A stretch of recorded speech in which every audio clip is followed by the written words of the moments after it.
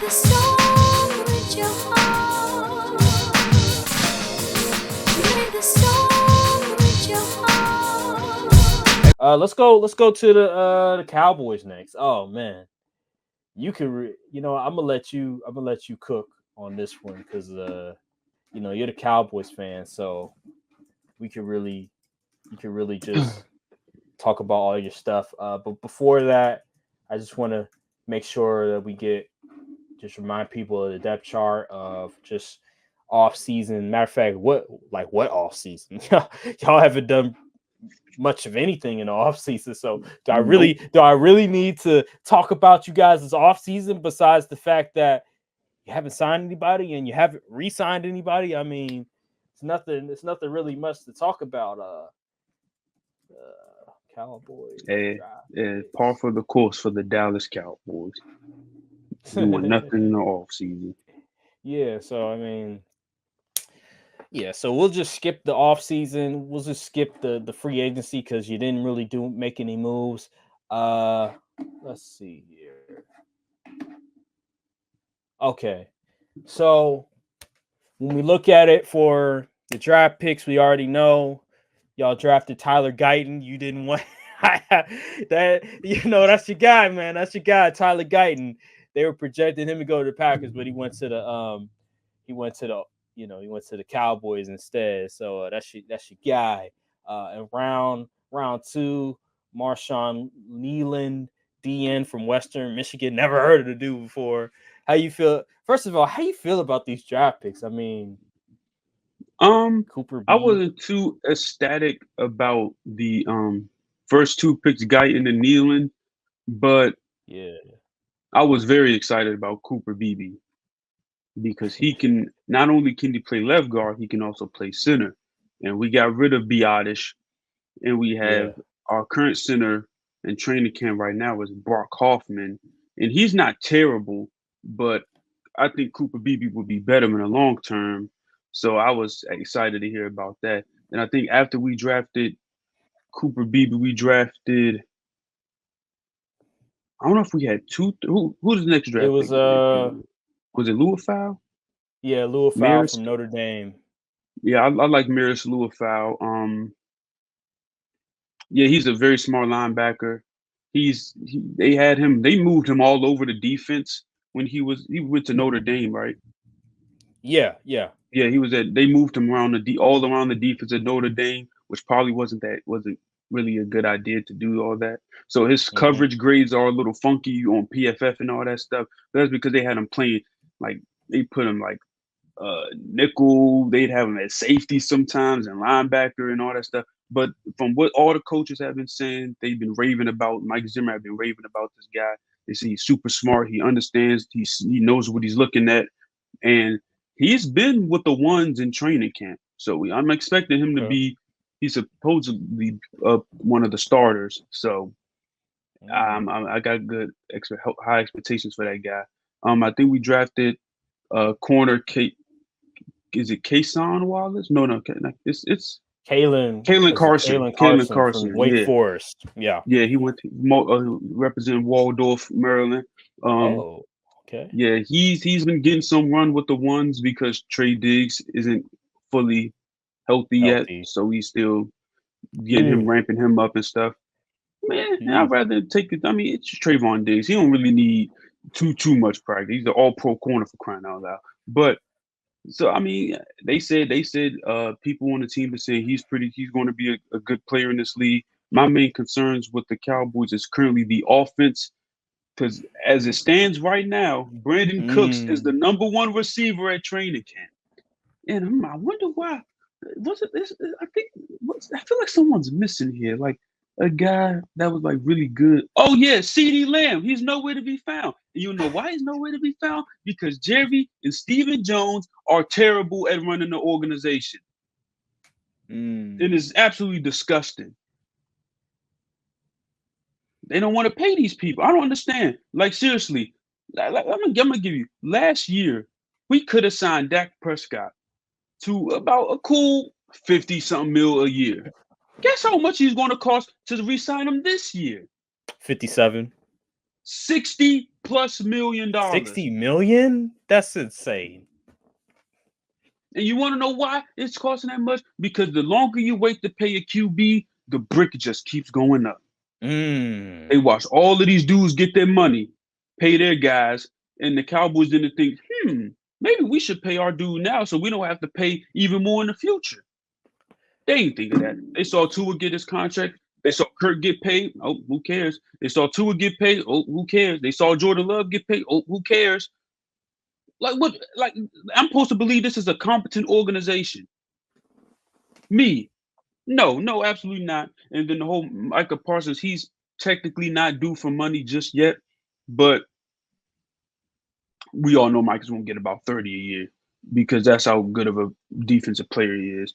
And it's just absolutely ridiculous. I don't know what these dudes is doing, but I think Ceedee will get a deal done. I feel like they'll pay 2 and not pay 1, and I'm afraid the one is going to be the QB that they're not going to pay. Dak Prescott probably is going to hit the market after this year, but he doesn't care. He's getting $60 million to play this year. So, I mean, hey, it is what it is. But as far as the team, how I feel about the team as a whole, I don't think Ceedee, he might hold. If they don't get it, he might not play because he has no more guaranteed money left. And if some catastrophic happened injury-wise, he's screwed. So, honestly, if they don't get a deal done, he might not even play. But as far as the team as a whole, I'm concerned. I'm concerned because some of the things that they've been saying, honestly, I'm not that concerned about the defensive side of the ball. I think the defense will be more disciplined, but it's not going to be as flashy. We're not going to be getting a bunch of turnovers and stuff like we were under DQ because Zimmer just doesn't run that style of defense. I do think they'll be more disciplined. They won't get taken advantage of in a run game as much, and we're definitely going to be more big. We're definitely going to be bigger out there because Zimmer doesn't want no small fries playing linebacker. We're not going to have Marquise Bell, who was 215, playing linebacker like we were last year. And so yeah, but the offensive end, Zeke might be the number 1 running back in 2024. Let me look at the depth chart. He is projected to be the starter. Wow. And then the O-line, I mean, we still got Zach and Tyler Smith. Is Terrence Steele supposed to get, as he's getting healthier, he'll probably have a bounce back year. But as far as center and left tackle, Guyton isn't even starting in training camp. Well, they got Chuma Edoga starting at training camp right now. Wow. I don't know if it's O-line politics stuff. They usually do stuff like this, but I think it's weird because there's rookies getting first-team reps on defense, but there's not rookies getting first-team reps on offense. Whatever.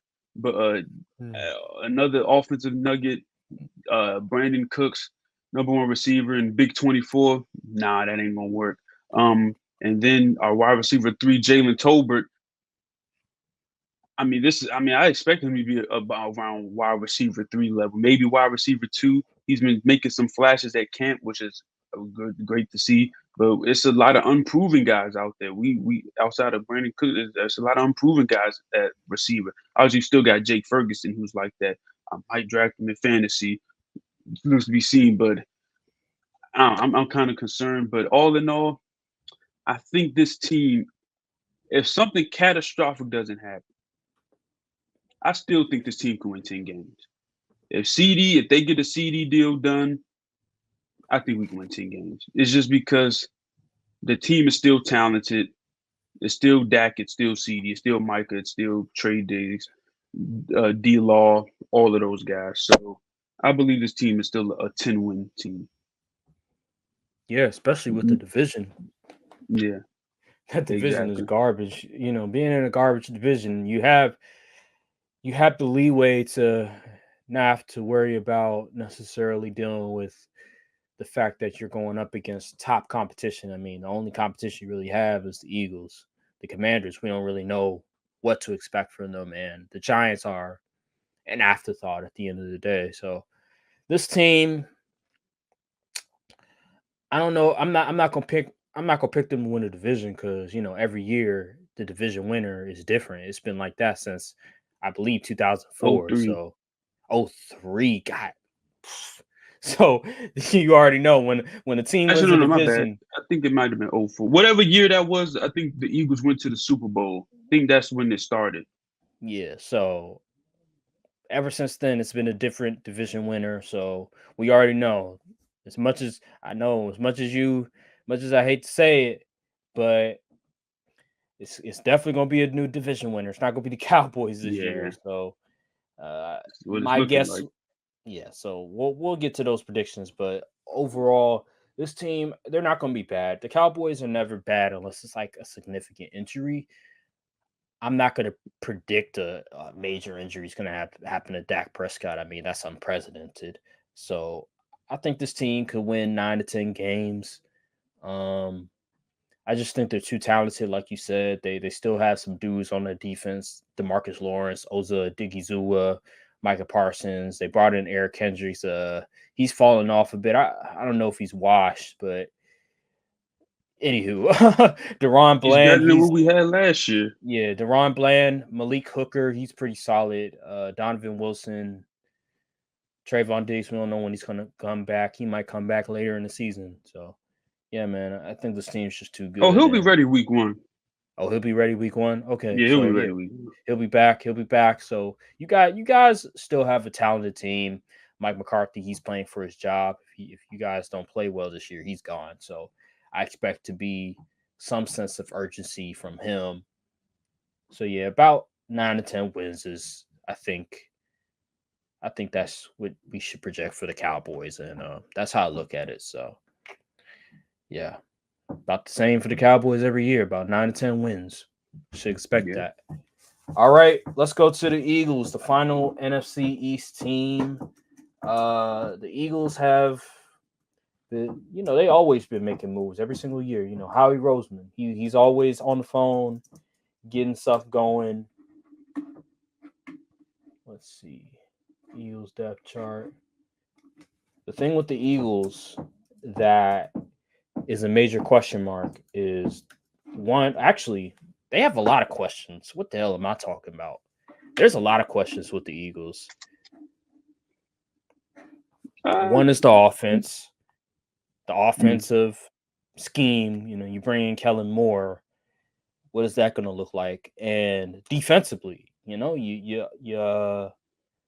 get rid of that one defensive coach. He's with Washington now as the what is it? I'm tripping. I'm thinking of the offensive coordinator.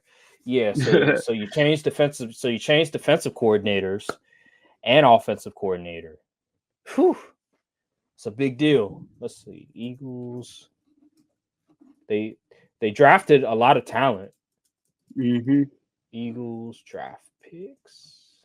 I can't believe they got Quinyon Mitchell. I know. That's the thing. Let's see. Here we go. All right.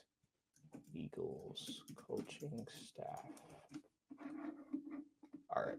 So just let me be.